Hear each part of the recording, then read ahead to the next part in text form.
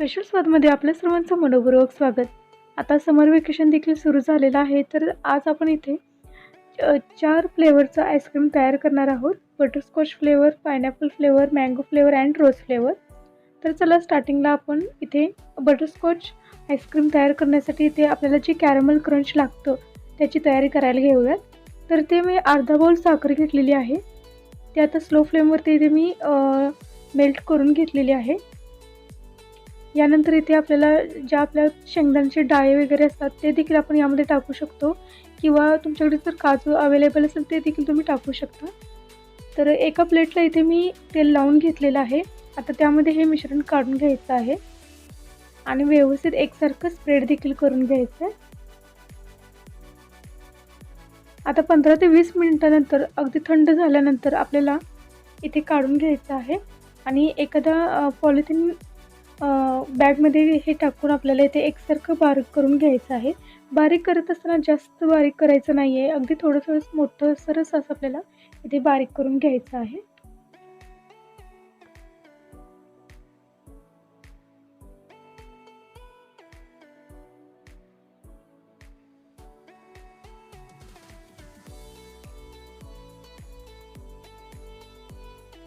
तर तुम्ही पाहू शकता अशा पद्धतीने इथे मोठं सरस बारीक करून घेतलेलं आहे.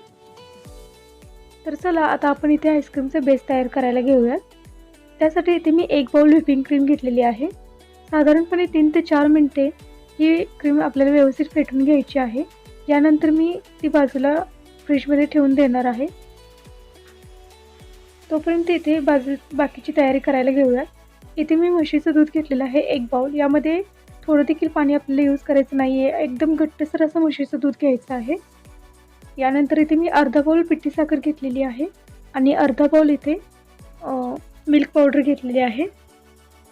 आता हे सर्व साहित्य व्यवस्थित एकसारखं मिक्सअप करून घ्यायचं आहे, जेणेकरून यामध्ये गुठळ्या होणार नाहीत याची काळजी घ्यायची आहे आणि एकसारखं व्यवस्थित मिक्सअप करून घ्यायचं आहे. यानंतर इथे यामध्ये मी 1 टेबलस्पून कॉर्नफ्लॉवर देखील टाकलेला आहे आणि गॅसच्या स्लो फ्लेमवरतीच आपल्याला इथे एकसारखं हलवून घ्यायचं आहे. याला एक उकळी आली की आपल्याला गॅस इथे बंद करायचा आहे. तर इथे मी एकसारखं हलवून घेतलेलं आहे आणि याला आता उकळी देखील आलेलं आहे. साधारणपणे 1 ते 2 मिनिटं मी थोडंसं आटवून घेणार आहे दूध. तर इथे मी व्हिपिंग क्रीम फ्रीजमधून काढलेली आहे. आता इथे मी कंडेन्स मिल्क यामध्ये घालणार आहे. तर इथे मी होममेड कंडेन्स मिल्क यामध्ये टाकलेलं आहे.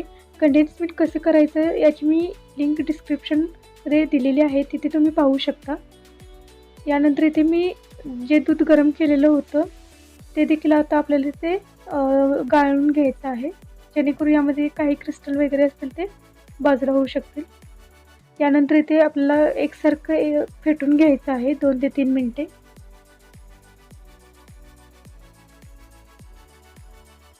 तर इथे आपला आईस्क्रीमचा बेस तयार झालेला आहे.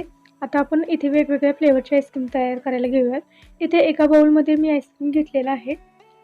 यानंतर इथे मी आता पायनॅपल फ्लेवरचं आईस्क्रीम तयार करणार आहे. त्यासाठी इथे मी पायनॅपल फ्लेवरचं इमल्शन यूज केलेलं आहे.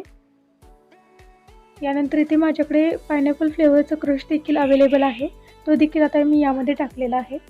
इथे मी पायनॅपल फ्लेवरचं इमल्शन यूज केलेलं आहे. म्हणजे इमल्शन म्हणजे यामध्ये कलर देखील असतो आणि फ्लेवर देखील असतो. तर इथे आपल्याला एकसारखं मिक्सअप करून घ्यायचं आहे. आता तुम्ही आईस्क्रीम सेट करत असताना इथे तुमच्याकडे जर स्क्वेअर बॉक्समध्ये प्लॅस्टिकचा जर डबा अवेलेबल असेल तर त्यामध्ये तुम्ही स्टोअर करू शकता, किंवा जर तुमच्याकडे बाउल वगैरे असेल तर त्यामध्ये देखील तुम्ही सेट करू शकता आईस्क्रीम. आता यावरती आपल्याला झाकण लावून द्यायचं आहे. तर इथे आपलं पायनॅपल फ्लेवरचं आईस्क्रीम तयार झालेलं आहे. आता आपण इथे मँगो फ्लेवरचं आईस्क्रीम तयार करणार आहोत. तर इथे मी आईस्क्रीमचा बेस घेतलेला आहे. यामध्ये इथे मी मँगो फ्लेवरचं इमल्शन यूज केलेलं आहे आणि इथे एकसारखं आपल्याला मिक्सअप करून घ्यायचं आहे. इथे आपल्याकडं मँगो फ्लेवरचा जर क्रश अवेलेबल असेल तर तो देखील तुम्ही यामध्ये टाकू शकता. त्याने देखील याचा फ्लेवर खूप छान टेस्ट खूप छान येते आईस्क्रीमला. तर माझ्याकडे क्रश अवेलेबल नाही आहे, त्यामुळे मी इथे इमल्शन यूज केलेलं आहे. तुमच्याकडे जर प्लास्टिकचा डब्बा अवेलेबल नसेल तर तुम्ही इथे बाउलमध्ये देखील सेट करू शकता पण सेट करून झाल्यानंतर क्लोज करताना फॉइलिंग पेपर वगैरे असेल तर त्याने आपल्याला व्यवस्थित वरून आपल्याला क्लोज करून घ्यायचं आहे, जेणेकरून यामध्ये आत हवा वगैरे जाणार नाही यासाठी. तर अशा प्रकारे ते मी क्लोज देखील करून घेतलेला आहे. यानंतर तिसरा फ्लेवर आपण तयार करायला घेऊयात. इथे मी आता बटरस्कॉच फ्लेवरचा आईस्क्रीम तयार करणार आहे. यामध्ये मी ते कॅरमल क्रंच जे आपण तयार केलं होतं ते आपल्याला इथे टाकायचं. यानंतर इथे बटरस्कॉच इसेन्स आहे तो देखील मी यामध्ये टाकलेला आहे.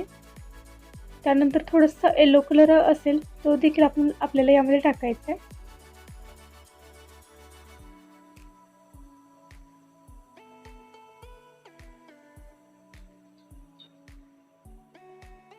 आता हे सर्व साहित्य व्यवस्थित एकसारखं मिक्सअप करून घेऊया.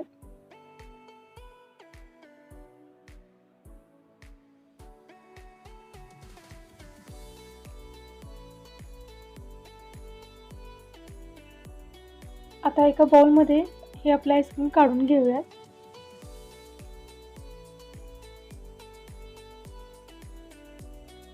याच्या वरतून देखील आता आपल्याला कॅरमेल क्रंच टाकायचं आहे, म्हणजे टेस्ट खूप छान येते आईस्क्रीमला.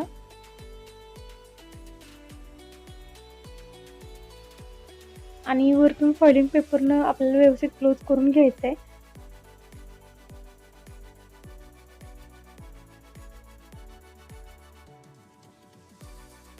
यानंतर आपण चौथा फ्लेवर तयार करायला घेऊयात. इथे मी रोज फ्लेवरचा आईस्क्रीम तयार करायला घेणार आहे. आईस्क्रीम बेस घेतलेला आहे, त्यामध्ये आता इथे मी रोज फ्लेवरचं इमल्शन टाकलेलं आहे. ते व्यवस्थित एकसारखं मिक्सअप करून घ्यायचं आहे. तुमच्याकडे जर गुलकंद असेल तो देखील तुम्ही यामध्ये टाकू शकता, किंवा जर रोज फ्लेवरचं क्रश वगैरे असेल ते देखील तुम्ही यामध्ये टाकू शकता. त्याने देखील टेस्ट खूप छान येते आपल्या आईस्क्रीमला. माझ्याकडं इमल्शन होतं तर ते मी यूज केलेलं आहे.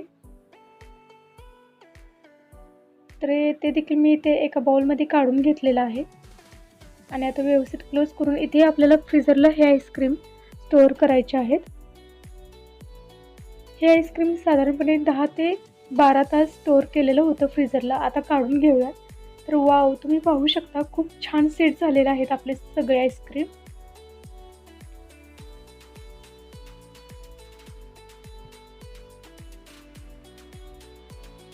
तर मँगो फ्लेवरचा आईस्क्रीम तुम्ही पाहू शकता खूप छान असं कलर आलेला आहे, ऑरेंज कलर याला.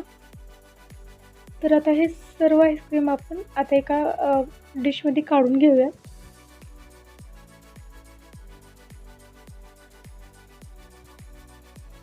तर खूप असे मार्केटमध्ये जसं सॉफ्ट आईस्क्रीम भेटतं अगदी त्याच पद्धतीने एक खूप छान असं सॉफ्ट आईस्क्रीम आपल्या इथे तयार झालेलं आहे. इथे हे रोज फ्लेवरचं आईस्क्रीम आहे, ते देखील खूप छान सेट झालेलं आहे. सर्व आईस्क्रीम मस्त सेट झालेले आहेत.